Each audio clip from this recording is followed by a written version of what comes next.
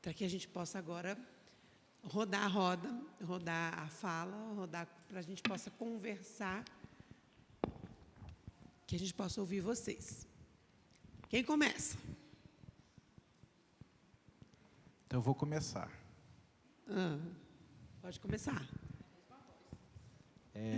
Essa semana eu acompanhei uma reportagem na CBN em que propuseram, eu não me lembro agora se foi um estudo de uma universidade, eles colocaram um grupo com interação com mensagens de texto com uma pessoa humana e com a inteligência artificial. Só que essas pessoas não sabiam com quem estava conversando. E aí foram programadas a inteligência artificial, falaram, olha, você vai ser um adolescente, introspectivo, com tal idade, e essas interações foram ocorrendo. Ao final, o grupo tinha que identificar, bem, será que eu estava conversando com uma pessoa humana, ou será que eu estava conversando com inteligência artificial? E todos do grupo apontaram para a inteligência artificial como se fosse uma pessoa humana. E aí a pergunta é, a minha geração eu não tinha essa confusão da realidade virtual com o real. Essa geração já não consegue mais distinguir. Daqui para frente a gente não vai saber mais distinguir se eu estou falando com o real ou se eu estou falando com o virtual. Como lidar isso na educação de hoje para o meu filho? Será que eu tenho que me preocupar com isso? O que eu tenho que direcionar nesse campo virtual e do real? Porque a mim toca que o virtual é algo muito intangível. E a que ponto esse virtual, por exemplo, o caso que foi trazido pelo pastor, né? A menina entrou no transe virtual, que achou que se fizesse aquilo não ia experimentar uma realidade real, que é a morte. Como é que eu lido com essas relações? Olha, seu nome, esqueci seu nome. Diogo. Nossa, uma pergunta assim, interessantíssima, porque esse é um desafio contemporâneo da gente antecipar o futuro e qualquer coisa que a gente ou esboce, premeditar o que vai acontecer, pode não exatamente acontecer. Mas eu acho que passa por alguns caminhos. Acho que um grande problema nesse ponto significa que a solidão é um problema de saúde pública contemporâneo e seguirá sendo. E o que mais me preocupa e que eu já vejo acontecer hoje, e nós estávamos conversando mais cedo sobre isso, é de que a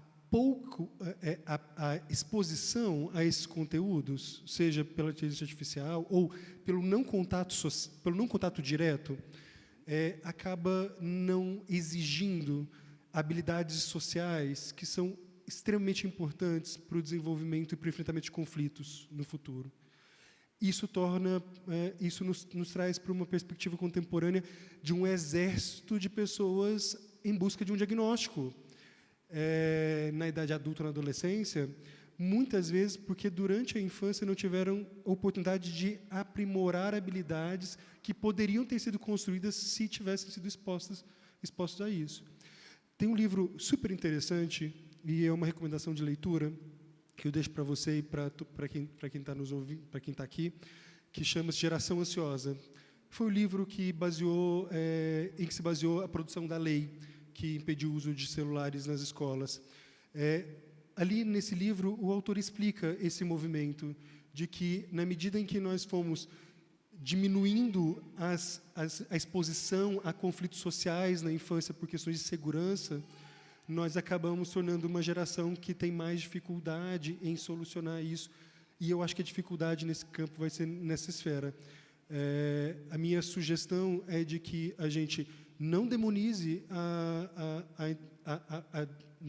o tempo digital, os recursos digitais, porque isso só vai trazer problema para a gente vai deixar de usar um recurso que pode ser muito útil para várias pessoas, e aí eu vou dizer do ponto de vista até do ponto de vista médico, para algumas pessoas que já têm condições de adoecimento, tanto as redes sociais quanto o uso de recursos eletrônicos, quanto a inteligência artificial, poderá ser muito útil, nesse sentido, mas sem deixar de insistir que o contato pessoal, olho no olho, sincrônico, precisa também fazer parte do treinamento e, portanto, não são dispensáveis os momentos em que a criança precisará estar exposta a outras crianças, ao desafio, à troca, à tolerância, para que ela consiga, no futuro, enfrentar os desafios, que são, por exemplo, tão presentes no relacionamento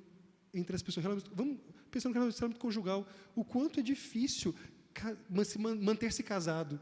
É ótimo. Casar é fator de proteção para adoecimento psíquico.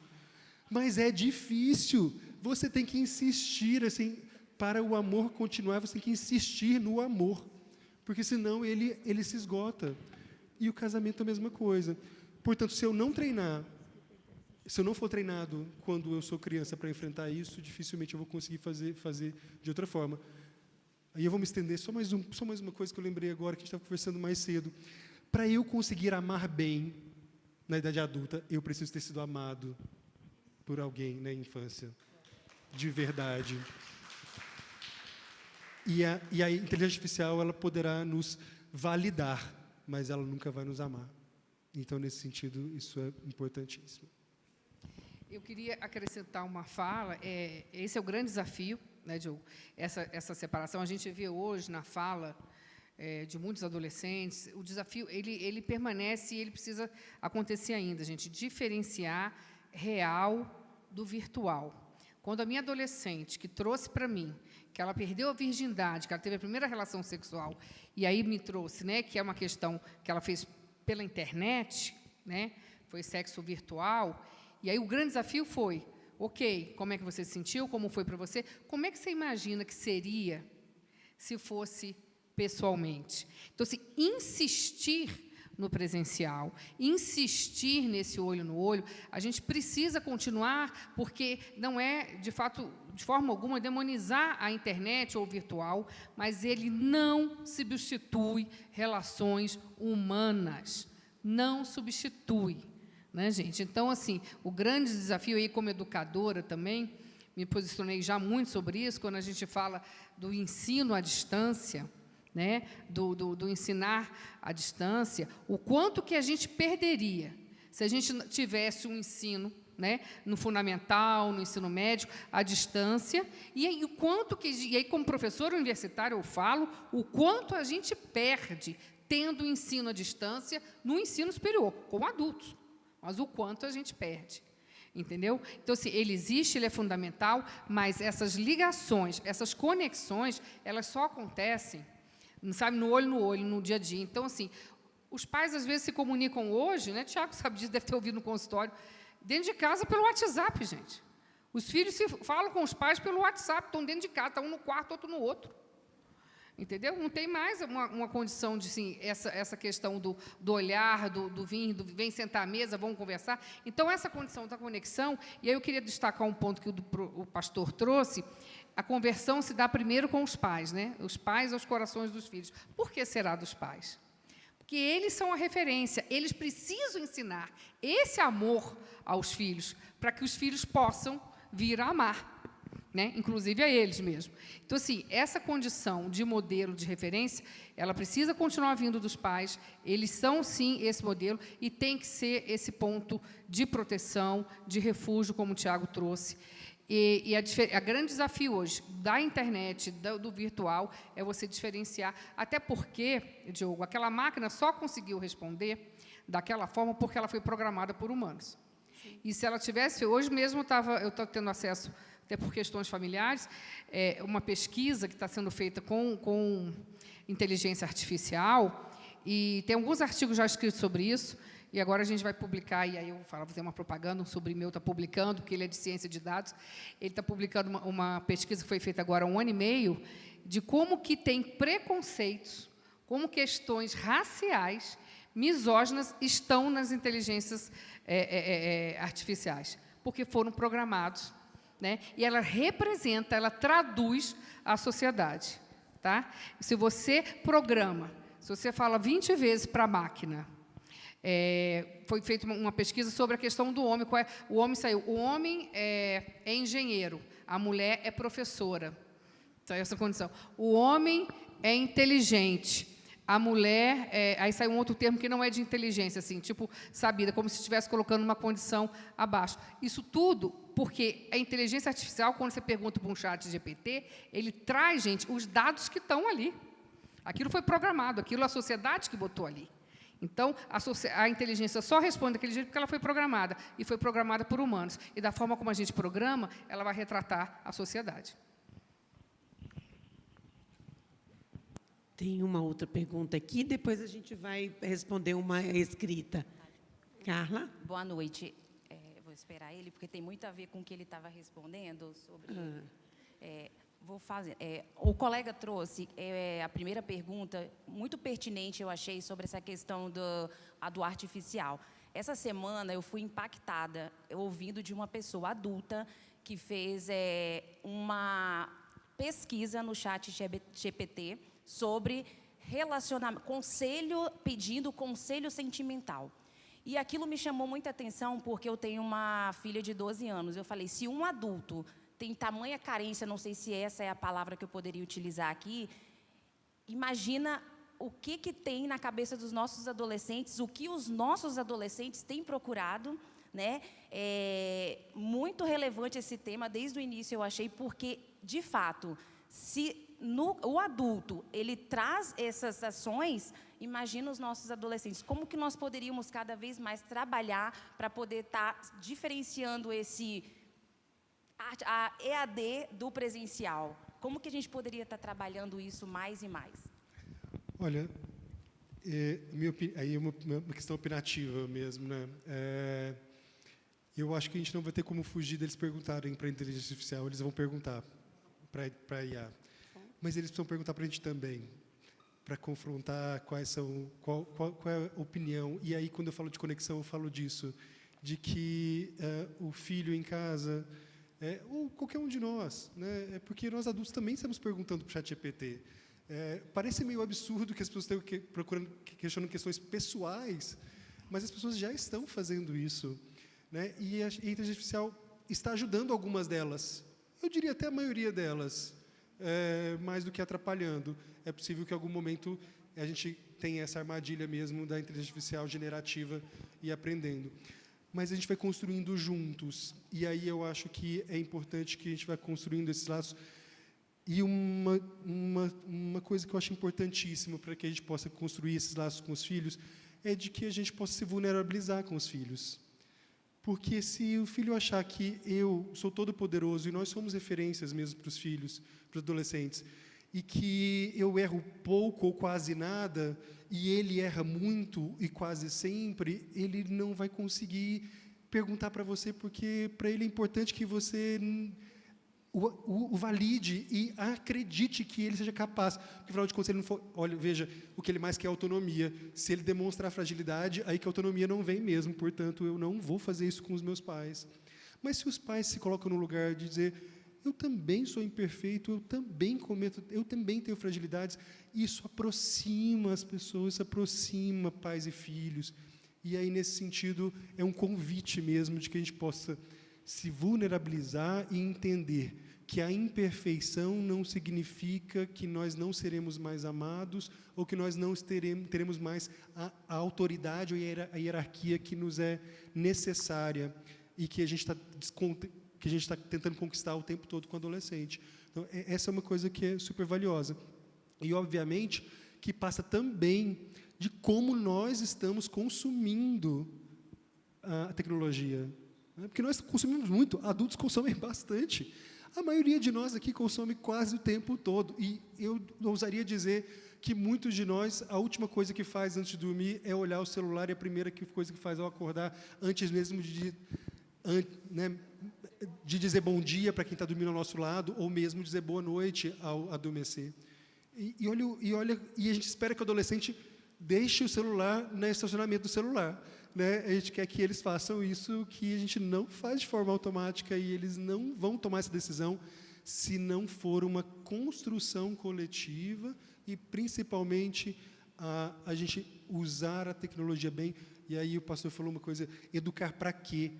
educar para que as pessoas sejam boa gente, que elas convivam bem umas com as outras, para que elas sejam felizes. Não é para que elas sejam ricas, bem-sucedidas, porque Sim. nós estamos tentando fazer isso, porque, para a gente, o sucesso tem a ver com ser bem-sucedido, com ter um bom cargo, com ter um bom salário e oferecer tudo aquilo que a gente não teve para os nossos filhos. Mas isso não é exatamente o que a gente precisa. A gente precisa educar para que as pessoas sejam... convivam bem, para que elas possam se casar e manter casamentos saudáveis, para que elas possam ter uma amizade que vai durar uma vida inteira. É isso que a gente vai chegar na velhice e vai dizer: eu fui uma pessoa feliz, essa vida valeu a pena se eu tiver tido conexões legítimas. E isso é científico, não é necessariamente opinativo. Só para fazer uma provocação para a Suzy, complementando a fala do Tiago, e a escola está ajudando nisso, né? A escola está ajudando infelizmente, a gente vê cada vez mais dentro das escolas a condição de que educar para que ele tenha sucesso, né? E não educar para a vida, como o pastor trouxe. Então, assim, eu tenho lá minhas críticas, agora especialmente aos adolescentes, né? Qual é o grande desafio dos adolescentes? Os adolescentes chegam hoje na escola, no ensino médio, gente. Eu acho que a gente tem que refletir sobre essas coisas também. Qual é o grande desafio? Quem tem filho adolescente aqui no ensino médio, qual é o grande papel hoje desse estudante dentro daquela escola, gente? É passar no Enem, gente. É isso que se espera de um menino de 14, 15, 16 anos, 17, que está dentro daquela escola, né? Então, a gente esqueceu essa condição de que a escola também, junto com os pais nesse sentido, que educar para a vida é para que ele seja feliz, para que ele seja boa gente, para que ele encontre uma pessoa legal para complementar a vida dele, né? Para que ele seja amado, possa amar e seja amado por outras pessoas que não só a sua família. Então, a gente, hoje, está cada vez mais, não, você tem que ter sucesso, porque você tem que estudar numa escola em Harvard para ter sucesso, numa escola tal, numa faculdade tal, numa universidade tal. Então, assim, a gente está esquecendo disso, né? Do contato humano, das conexões, da felicidade, e que felicidade não é simplesmente passar em tal ou outra universidade, ou ter muito dinheiro, ou comprar, saiu, se tornou médico. Agora, essa conversa é essa, né, Tiago? Vai sair médico e vai poder comprar uma Mercedes. Você vai ter que ser médico, ou vai ter que ser, não sei, ou então um youtuber, porque aí você já pode comprar uma BMW. Então, assim, cuidado, né? Esses valores estão sendo passados. E, de uma certa forma, eu acho que a gente está um pouco perdido nisso também, a sociedade, inclua aí a escola.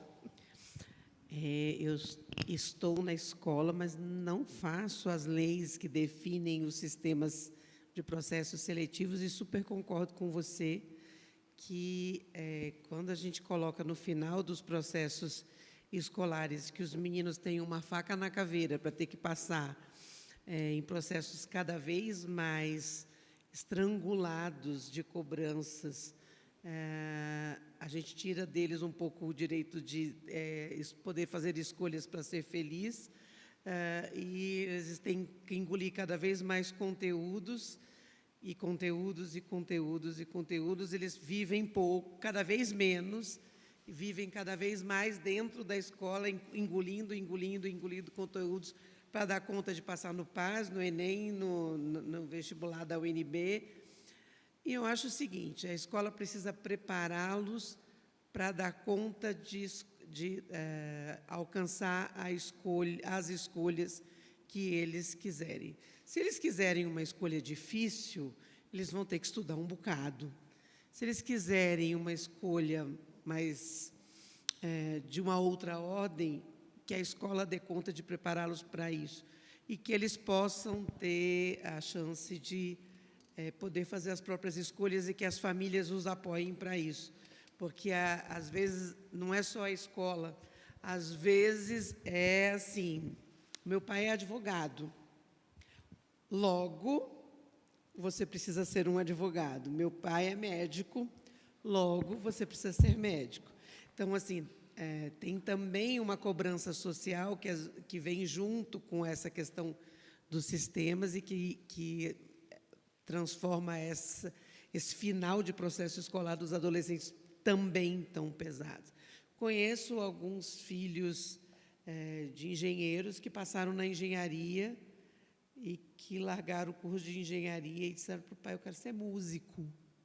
frustraram profundamente o pai engenheiro e foram ser músicos. E conheço gente que entregaram o diploma de direito para o pai e disse, agora eu vou ser o que eu quiser. Agora eu vou viver. Mas, Carla, eu acho que assim, como é que a gente consegue fazer os meninos não ficarem tão presos? Quando a gente nasceu, essa coisa de internet, de rede social, de TikTok da vida, de chat GPT, e dessas redes que a gente nem sabe o nome que tem. A gente usa umas redes que os meninos não usam mais. A gente é cringe. Os meninos usam outras redes que a gente não sabe nem o nome, né? A gente usa a rede de velho. Os meninos usam outras redes. Eu estava ouvindo alguns, estudando para, né, ampliando o repertório para esse bate-papo de hoje, descobri um monte de rede que eu nem sabia que existia. Mas a gente foi me dar conta que quando os meninos nasceram, as redes sociais já faziam parte do mundo. Quando eu nasci, não tinha rede social. Então, eu sei dizer o mundo antes da rede social e depois da chegada da rede social. Quando os meninos nasceram, a rede social já existia, fazia parte do mundo. Ele cresceu, nasceu, o mundo já estava aí. Então, não tem, faz parte do desenvolvimento dele estar num mundo em que isso já estava aí quando ele chegou. Então, não dá para a gente também ficar dizendo assim, na minha época, isso era muito melhor. Não dá para demonizar a rede social. A gente já, há um tempo atrás, bateu um papo aqui na Graça sobre amorologia e tecnologia, e que hoje a gente dizia, todo elemento tecnológico tem um botão de liga e desliga. Toda rede social tem possibilidade de acesso ou não, e aí a Simone falou de controle, possibilidade de acesso, limite que família coloca ou não. Como é que a gente faz os meninos se interessarem mais por isso, ou serem mais ou menos dependentes disso? Eu acho assim, a pergunta, não sei se é essa, a pergunta é, quanto vínculo a gente consegue ter com essas crianças? Porque vínculo com rede social, eles têm um monte. Eu acho quanto vínculo eu estou conseguindo ter. E eu não é medir não é tentar comparar ou fazer escala se ele tem mais vínculo comigo ou com a rede social, o quanto de vínculo eu estou conseguindo ter, quanto de vínculo eu consigo ter a mais, quanto de conexão, de presença. Eu trabalho numa escola em que, às vezes, os pais, eu tenho vários pais de alunos assim, nossa, eu adoro vir buscar meu filho mais cedo para estar com ele, para ele brincar um pouco na escola. Está lá os pais, vários, encostados nas paredes da escola, todos no celular, e os meninos correndo, feitos uns loucos no pátio da escola. Os adultos todos no celular. Não tem presença. Os pais não estão com os meninos. Os pais estão perto dos meninos, mas não estão com os meninos. E aí, a gente precisa ser modelo. Tem uma pergunta que chegou aí sobre ser modelo, né? A gente precisa ser modelo. O desafio do celular no estacionamento é porque, às vezes, a gente vai para a mesa de refeição e a gente não consegue não estar. E quer brigar com o adolescente, que tem dificuldade de fazer isso. Avançando nessa discussão, nessa reflexão e refinando, concordo plenamente. Eles não têm problema de se conectar, eles estão conectados, eles têm uma rede social super grande, assim, eles estão conversando. Sabe qual que é o grande problema? E que esse livro Geração Ansiosa fala isso? É que eles não têm tolerância para permanecer naquilo que não lhes é agradável ou que diverge da opinião. Porque quando eu estou conversando na rede social e alguém faz algum comentário que eu não gosto, eu simplesmente não respondo. Ou eu fecho. E aí eu desligo outra pessoa. é diferente de estar aqui. Primeira coisa que a professora Suzy falou, gente, é possível que vocês escutem coisas que talvez vocês não concordem, vocês vão ter que tolerar, vocês vão ter que aguentar e vão ter que ficar aqui. Foi uma das primeiras coisas que ela disse. E no celular, isso é muito mais fácil. Você simplesmente desliga o outro ou ignora o outro, coisa que no contato social olho no olho, frente a frente, não dá para ignorar o outro. Você tem que enfrentar que o outro é diferente, que o outro pensa diferente, que o outro não é perfeito, né? O outro não é o que eu gostaria que ele fosse sempre. Então, esse processo de ser modelo, mas não apenas modelo, ser moderador também, né? De dizer, espera, vamos escutar o contraditório, vamos consumir o contraditório. Tem alguém que pensa diferente, tem opiniões diferentes. Vale a pena a gente consultar quem pensa diferente. Não é agradável ficar consumindo pessoas que pensam diferente da gente, né? Mas é necessário, né? É necessário. É preciso que a gente faça isso. E aí a dica que eu tenho para as famílias de vocês é: ajudem os filhos de vocês a consumirem conteúdos que são divergentes daquilo que lhes parece, à primeira vista, o melhor ou o correto. Só para complementar, eu sei que tem mais uma pergunta, nessa fala do Dr. Tiago, eu queria trazer essa questão do... Hoje em dia, quando a gente ainda vê, né, todas as dificuldades, muitas vezes emocionais, mentais, às vezes se traduz até como transtornos mentais, hoje na adolescência, gente, é o adiar o desejo. Né? Eles não conseguem. A dificuldade que a gente vê hoje, né? Isso é, sim, um marco da adolescência, mas a dificuldade que se tem hoje de adiar, porque a coisa é consumida tão imediata, eles não conseguem adiar o desejo. Não, isso não vai ser hoje, vai ser amanhã. Então, essa questão do adiamento. Por isso que o que o Tiago está trazendo, gente, é aquilo que a gente falou mais cedo, desenvolvimento de habilidades sociais. Né, essa coisa de que eu preciso ouvir, esperar você falar até o final, mesmo que eu não concorde, a gente pode, inclusive, dialogar, argumentar, sem ser violento. A comunicação não violenta, a tolerância em ouvir o que você não quer ouvir, né, você adiar o seu desejo. Eu tinha um menino que ele falava assim, mas aí a gente tem um diagnóstico de autismo. Eu estou apaixonado. Eu estou apaixonado, Simone, eu sigo aquela criança, aquela menina no colégio, e ele, literalmente, ele seguia. Mas aí a gente está falando de outra coisa. Mas só para vocês verem que isso hoje, ele seguia. Aí, um belo dia, ele falou assim, a menina chegou apavorada em casa, a escola fez reunião, chamou o pai, chamou a mãe, só faltou chamar a polícia. Porque o menino disse para ela que ele gostava tanto dela, que ele queria um dia pegar a cabeça dela e botar assim no quarto. Sabe aquelas cabeças de leão que a gente põe assim? Eu quero fazer isso com a sua cabeça. Eu quero pegar a sua cabeça e colocar no meu quarto para todo dia eu ficar olhando para... E aí a menina ficou apavorada, até para abrir um BO. A família queria abrir um BO, que o menino estava já com indícios de assassinato com a menina. Então, assim, na verdade, a gente está falando de um caso, mas para exagerar, mas esse é adiamento do desejo. Né, gente? Eu quero isso, eu tenho que ter a qualquer custo. Tá? Então, hoje a gente vê as dificuldades, e isso muito motivo, né, de automutilação, né, Tiago? Isso é o que leva muitos jovens hoje a se automutilarem, porque não dou conta da frustração, não dou conta do não. Então, vou para dentro do banheiro, vão para dentro do quarto, se cortam, né, tomam medicação, mas muito por conta da questão da frustração, de adiar o desejo. Eu acho que tem uma pergunta que já chegou há algum tempo. Essa já respondeu? Ah, tá. Posso falar um pouquinho? Aí já como avó, né?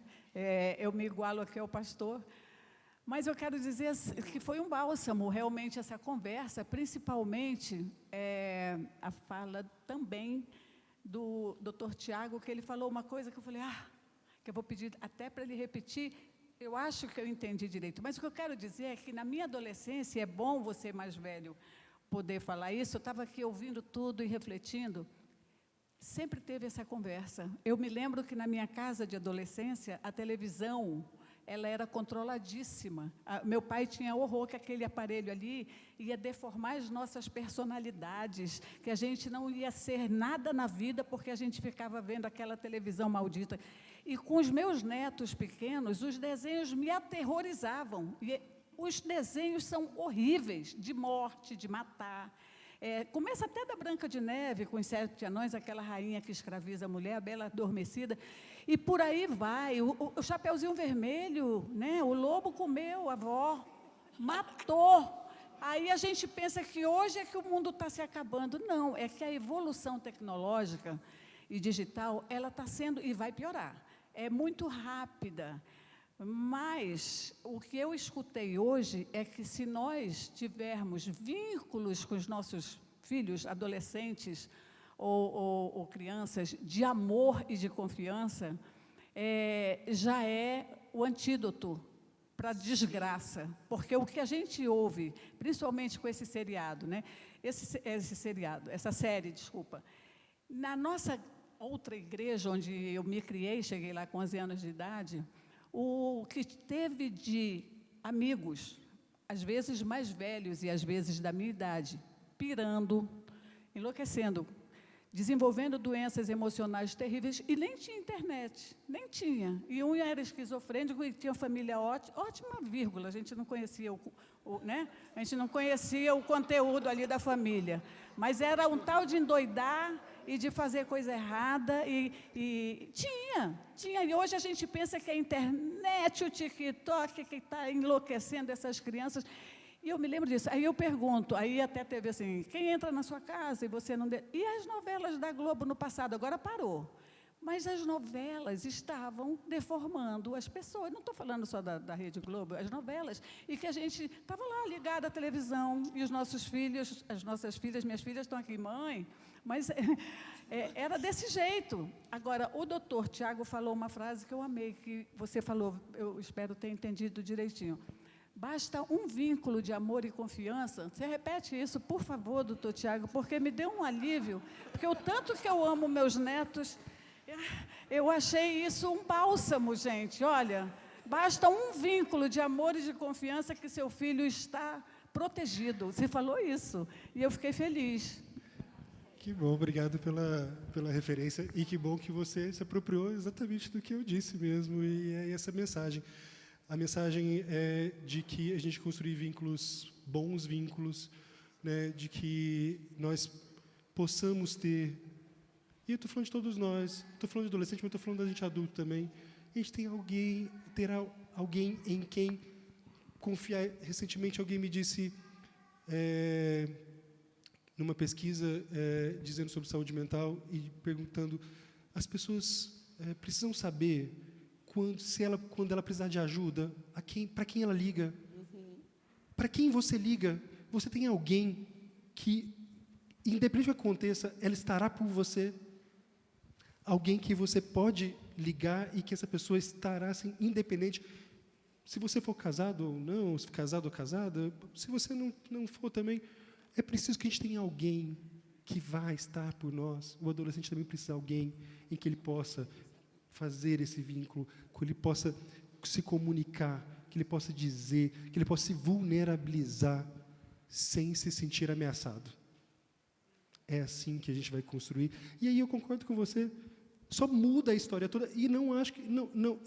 Eu só vou discordar de você em uma coisa, eu não acho que vai piorar, a gente só vai continuar mudando, porque nós sempre quiser todo mundo...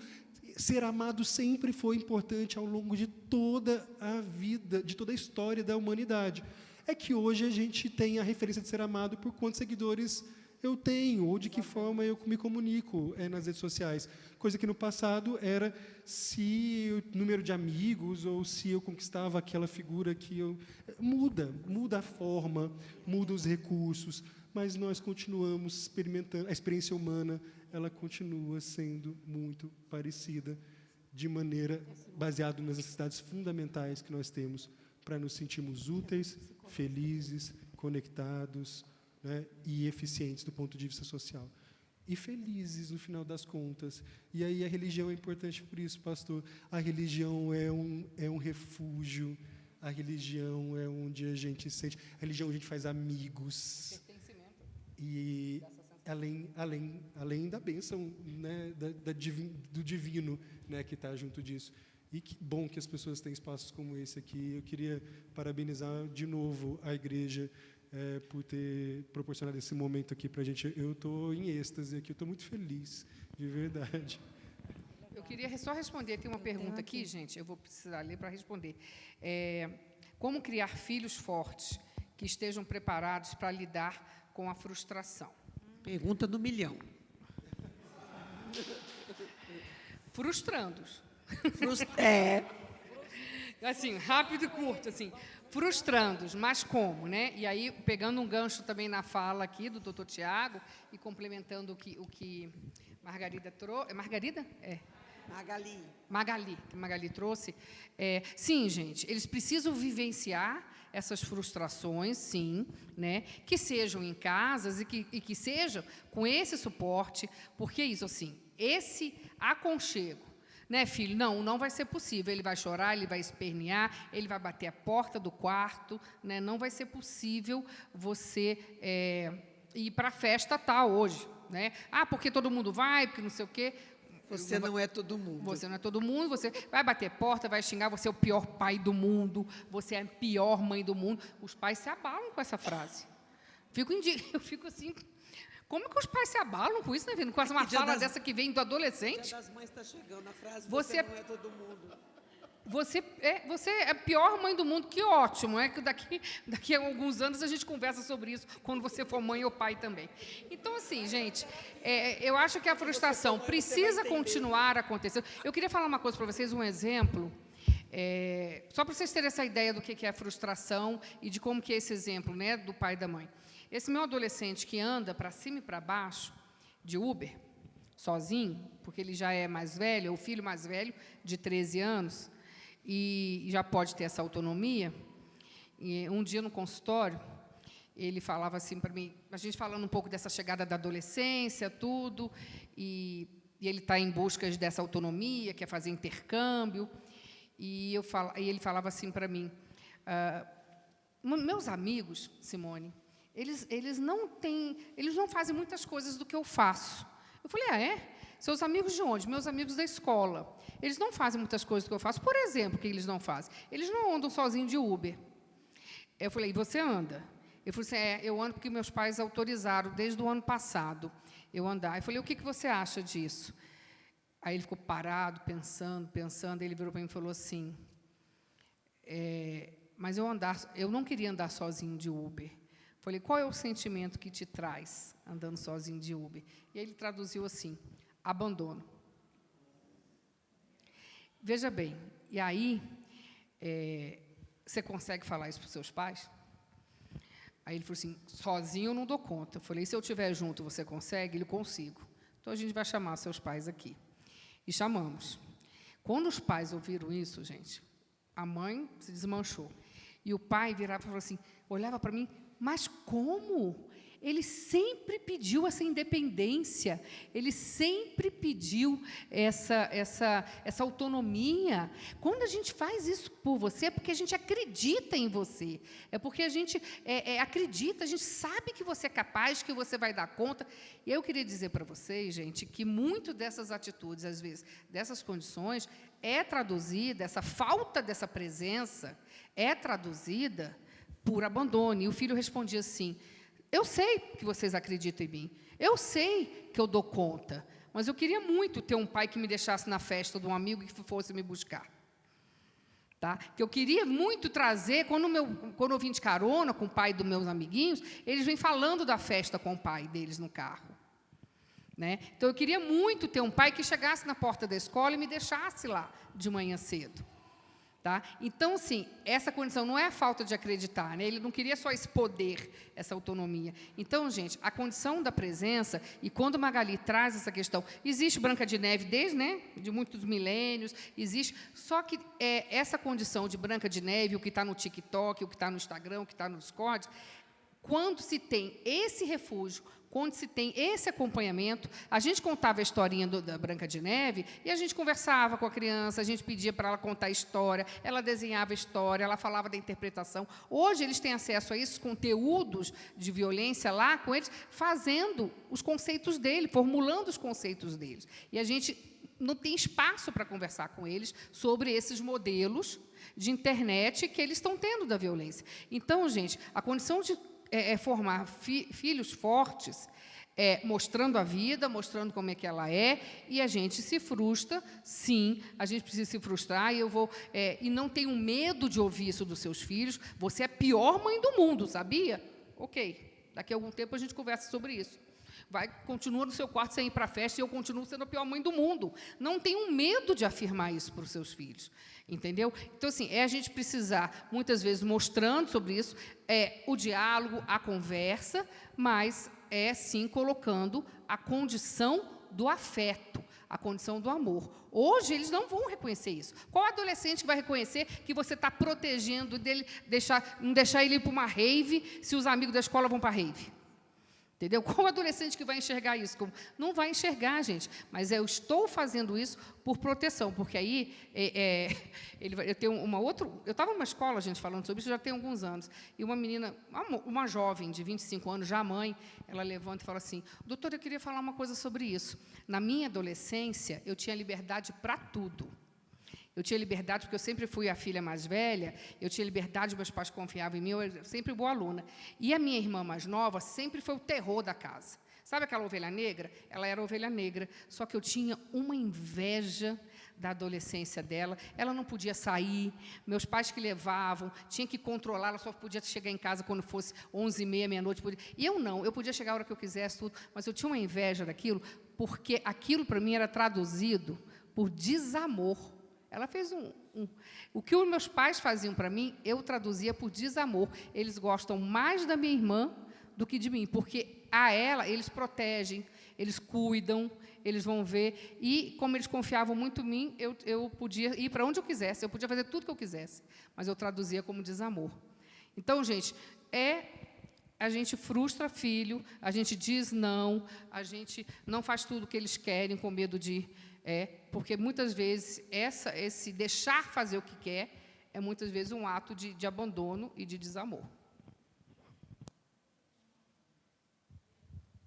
A minha pergunta é sobre castigo, porque eu vejo muitos pais, né, hoje em dia, que o único castigo que parece que eles entendem é tirar o joguinho, se for menino, e tirar o celular de qualquer um deles, né? Parece que o mundo deles acaba se eles se desconectam desse aparelho, né, ou do tablet, enfim. Então, como é que é isso hoje, né? Como é que vocês veem como profissionais esse tipo de castigo que é dado? Porque na minha época era assim, você não sai para brincar, você não vai encontrar os amiguinhos, você não vai para a casa de ninguém, você não vai trazer um amiguinho, né? E hoje em dia o que eu vejo mais com os mais jovens aqui, inclusive ouvindo mesmo as pessoas aqui da igreja, né? Meu filho está sem celular. Durante um mês ele vai ficar sem celular porque tirou nota baixa, porque fez isso e aquilo. Então, eu gostaria de ouvir vocês um pouco sobre isso. Desde os primórdios, a psicologia já dizia que castigo só tem efeito quando ele tem correspondência com aquilo que foi feito. Tá? Então, uma coisa, primeiro que as crianças precisam, desde muito pequena, entenderem que tudo que a gente faz, qualquer comportamento, ele tem uma consequência, né? Então, é importante a gente deixar as crianças perceberem isso. Tá? E, às vezes, as consequências são negativas. Agora, a condição, e você tem razão, hoje tudo ficou, tira celular, ou tira... Antigamente, tirava televisão, né? Podia ficar, agora é celular, tablet. Mas, assim, só vai surtir um efeito se tiver uma relação com o comportamento. Então, o menino ficou sem fazer as tarefas da escola. Isso é super comum. Veio anotação na agenda, não faz as tarefas, não sei o quê. E aí ele deixou de fazer as tarefas porque ele passa a tarde toda do jogo. Ele passa a tarde toda no celular. E aí, gente, qual é a relação do castigo? Pode ser um castigo no sentido assim, de que, olha, você não vai mais utilizar o celular à tarde, ou o tablet à tarde, porque você tem obrigações e está deixando de fazer as obrigações. Né? É mostrar que tem uma consequência para o comportamento dele. Agora, ele brigou na escola. Ele teve um desentendimento lá, chutou a amiguinha, brigou, cuspiu uma amiguinha, chega em casa, está sem celular. Não tem correspondência, gente. Ele vai aprender que não pode cuspir na escola ou não bater na amiguinha só porque tirou o celular? Você precisa fazer o castigo, ele tem que ter correspondência. A gente vai para a escola amanhã, você vai pedir desculpa para a sua amiga, a gente vai levar algo para agradar a sua amiga, porque você foi deselegante com ela.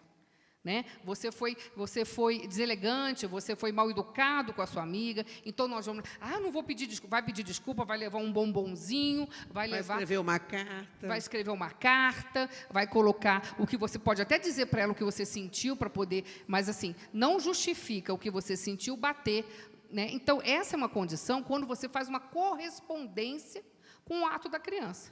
Bateu na escola e tirou o celular... E vai continuar batendo, tá, gente? Deixa eu só pegar um adendo aqui. Crianças precisam entender a relação de... As coisas precisam ter sentidos e significados.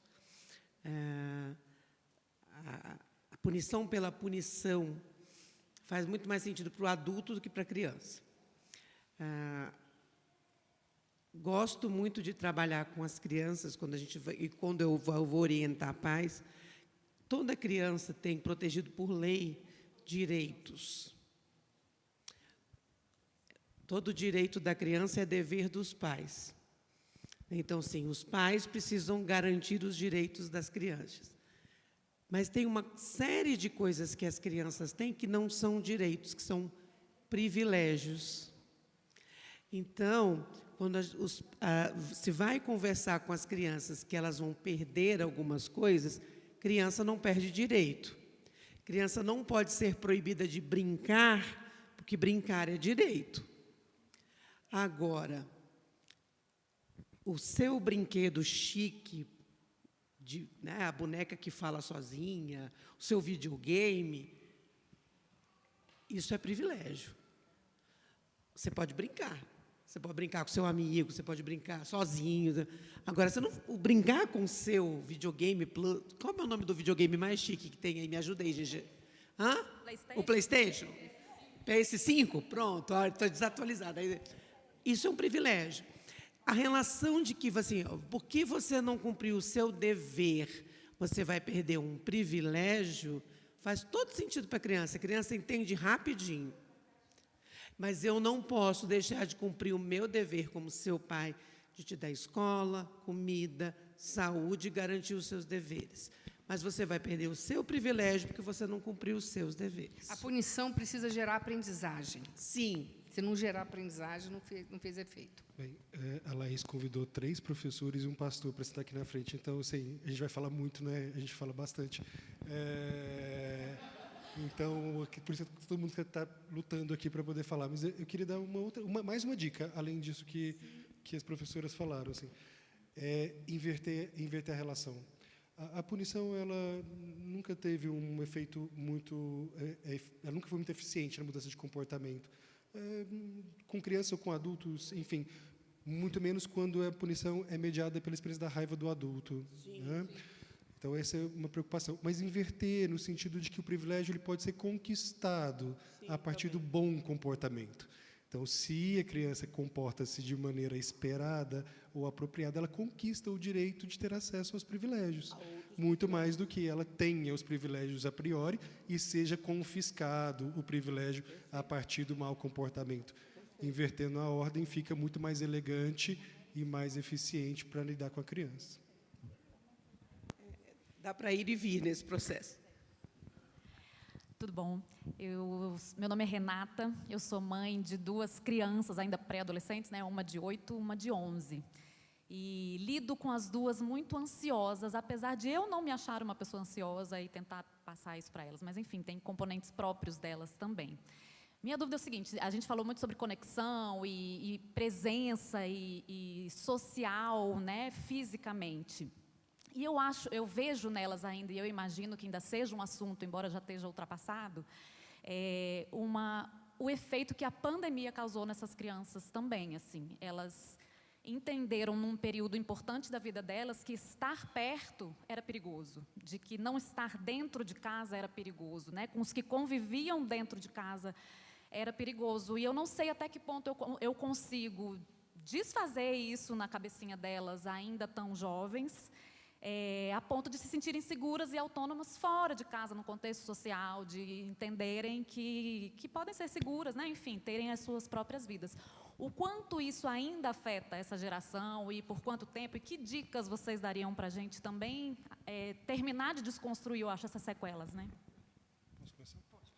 Olha, já ao fim da Covid, do isolamento social, nós já tínhamos a previsão de que os efeitos da Covid durariam pelo menos 10 anos, do ponto de vista educacional e do ponto de saúde mental. Então, sem dúvida nenhuma, os nossos adolescentes de hoje e as crianças de hoje estão ainda, né, tendo efeitos tardios daquela experiência absolutamente catastrófica, que foi muito difícil para a gente, e foi difícil simplesmente não, principalmente porque ela foi pautada numa condição que para todo ser humano é difícil, que é a questão da previsibilidade. O imprevisível. Se tivessem dito para a gente, vai durar 6 meses e vai passar, as pessoas teriam enfrentado com maneira muito mais fácil, teriam respeitado, né, o isolamento e assim por diante. Mas, como disseram, fiquem isolados por um tempo que nós não sabemos quanto tempo será. E permaneçam, que na hora certa vocês serão liberados. Aquilo gera uma angústia. E aí, para crianças e adolescentes, teve 2 grandes pontos de inflexão, de efeito muito significativo. O primeiro, o acadêmico, né? E o segundo em relação a vínculos sociais e validação social externa, principalmente. Dentro das famílias, houve questões, mas isso não parece ser tão... Na clínica, isso não fica tão nítido. Mas, de casa para fora, para adolescentes, o retorno para a escola foi muito desafiador, né? E ainda a gente percebe muito isso com adolescentes, principalmente. Então, de fato, a gente ainda vai ter que enfrentar isso, e como é uma condição não modificável, a gente vai ter que criar estratégias de forma criativa e de forma eficiente. E, de fato, do ponto de vista médico, essas crianças, de fato, estão em maior risco de adoecimento do ponto de vista saúde mental. A prevalência é maior para essas crianças mesmo por conta dessa exposição. E aí cuidar, estar atento, porque assistir as crianças e oferecer o apoio do ponto de vista de saúde mental, médico, psicológico e outras ferramentas, também é um elemento de cuidado e de proteção, né? Isso é importante também. A gente falou de tudo aqui, mas isso passa por pessoas saudáveis. E aí eu digo pais saudáveis e crianças e adolescentes saudáveis. Se houver alguma coisa que atrapalhe nesse processo, aí a gente tem uma dificuldade muito maior, talvez um impedimento de que tudo isso que a gente está conversando aqui hoje tenha o efeito que a gente espera.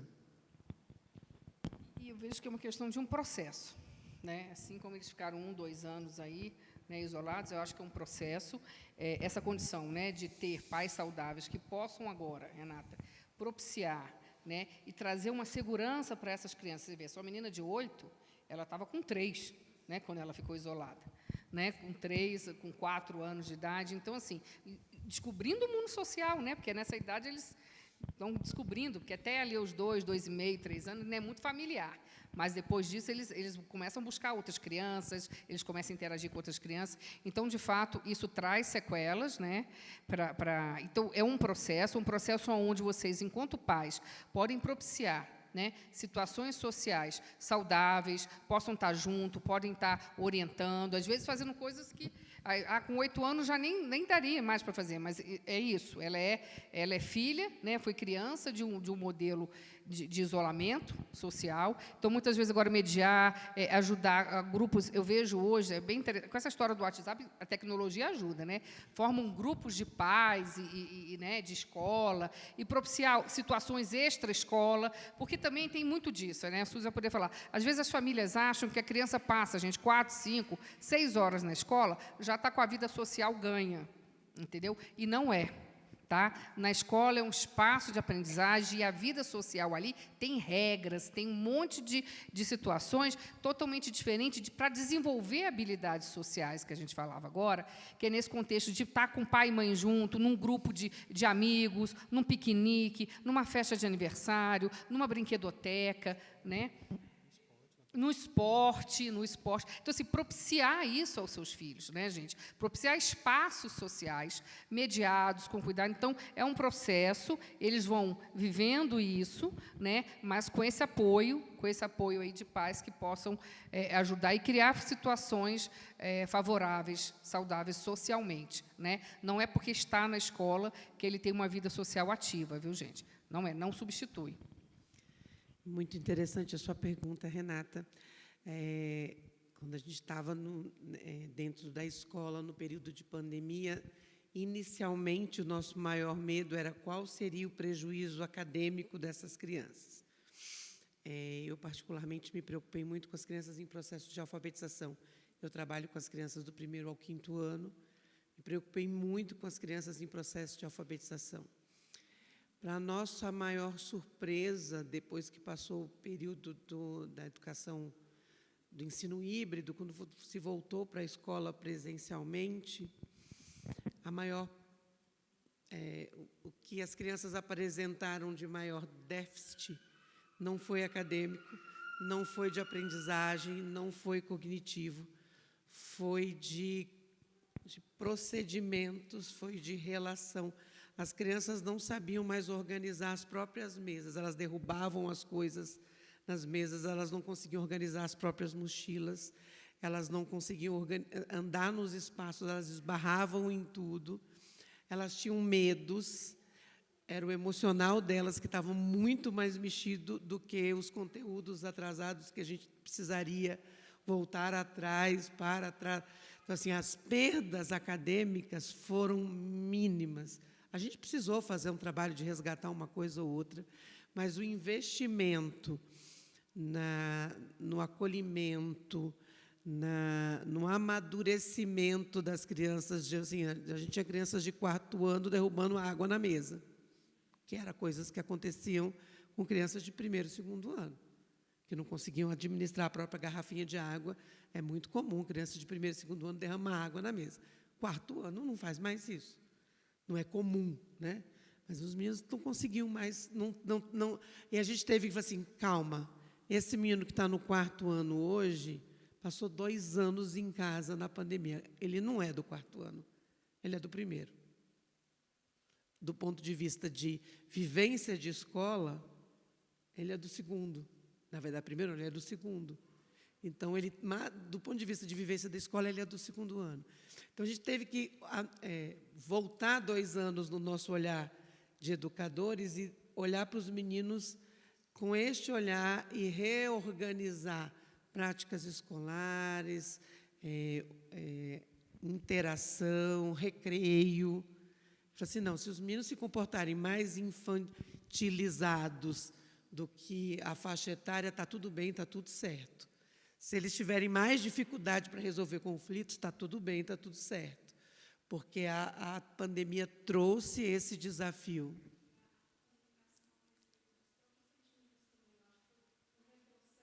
Sim, a dificuldade de comunicar sentimentos, a dificuldade de resolver conflitos. E a gente precisou trabalhar tudo isso. Agora, 2025, 4 anos depois, é que você começa a ver que as coisas estão começando a andar um pouquinho mais parecido com o que era antes. Mas a gente ainda vai ter um tempo, uma caminhada, para cuidar disso, emocionalmente falando. E, muitas das vezes, a gente vai precisar, viu, Renata, a gente vai precisar mediar esses eventos sociais. Então, assim, criar situações sociais, não só deixar o menino brincando, vou levar para o parquinho, e deixar brincar ali no parquinho. Né?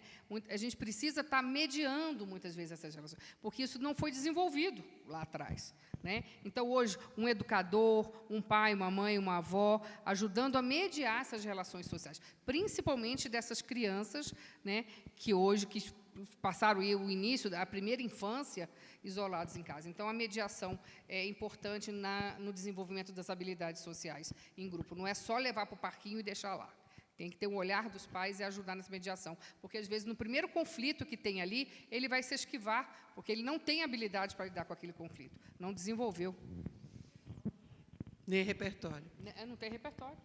Bom, eu acho que a gente podia, então, eu queria pedir agora para os nossos participantes deixarem uma última mensagem, pensando em todas as grandes palavras que apareceram aqui, né? Em toda a nossa conversa, a gente fez uma grande chuva de palavras ali, das falas.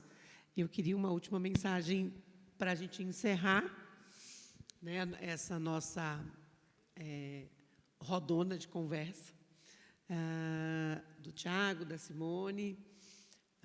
Depois eu faço uma última palavra e o Josué fecha para a gente. Vou começar, então. Primeiro, quero agradecer. Pastor, obrigado pelo convite e pela equipe do senhor ser tão amável e tão gentil no processo, né, desde que a gente começou a conversar sobre essa vinda. E é isso que eu queria sugerir para vocês, que vocês levem para casa essa experiência ou essa receita de uma relação amorosa, de uma relação cordial, de uma gentileza com vocês mesmos, na dificuldade que é ser pai e mãe, que é ser pai ou mãe de criança ou de adolescente, na gentileza consigo mesmo, da dificuldade que é manter uma família, que é persistir nas relações, e de que vocês possam construir relações felizes e que os filhos de vocês sejam muito felizes. Esse é o meu desejo para vocês. Tá bom? Muito obrigado.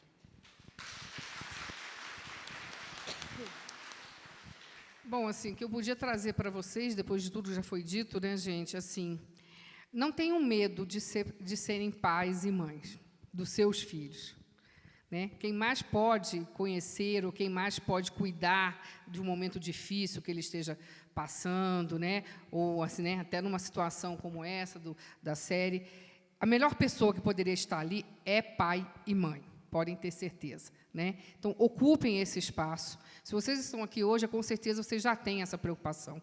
Então, não tenham medo de serem pais e mães, não tenham medo de, será que eu vou errar? Hoje os pais têm muita insegurança nisso, né? De errar em relação aos filhos, assim. Com cuidado, com afeto, nessa preocupação de protegê-los, né? Não tenham medo de serem pais e mães. Ajam com afeto, com amor, protegendo sempre os seus filhos. Mesmo que alguém fale assim, está exagerado esse afeto. É melhor exagerar para cima do que para baixo. Tá bom? É isso, gente. Obrigada aí pela audiência. Muito obrigada, pastor, pelo convite. E Suzy também. Obrigada.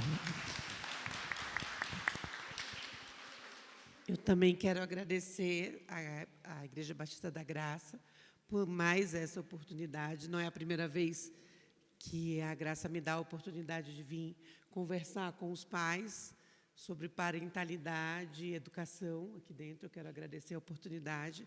Eu acho esse espaço um espaço muito rico e muito promissor.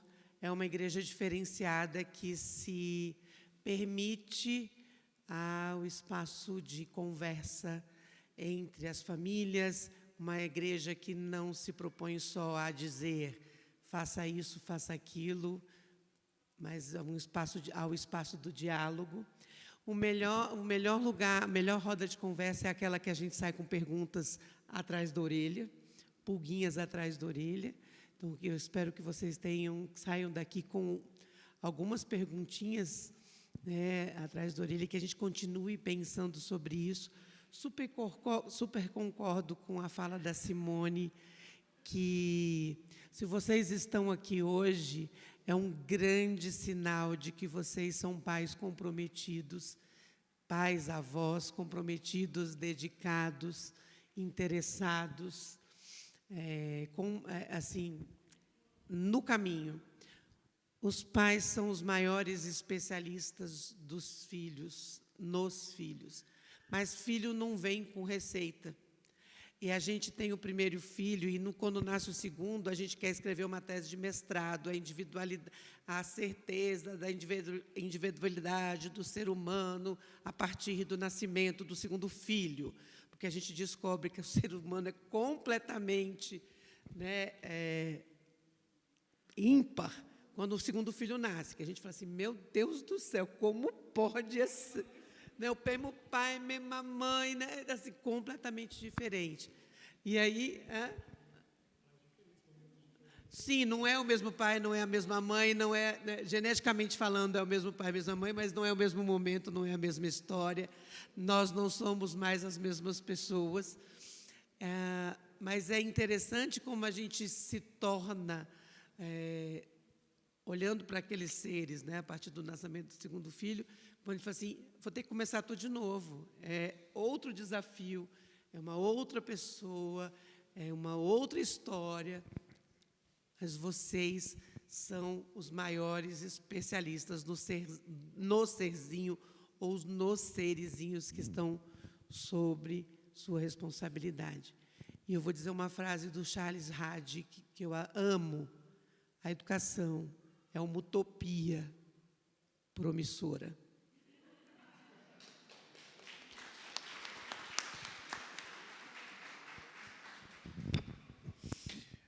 Uma das cenas mais marcantes para mim na história de Jesus é que quando ele, a última vez que ele caminha para Jerusalém, e aí vai ter toda a experiência de paixão e morte, ele procurou visitar uma casa especial, onde estava Marta, Maria e Lázaro, aqueles de quem o Evangelho chega a dizer que Jesus muito amava, né? Essas pessoas, e as pessoas amavam Jesus.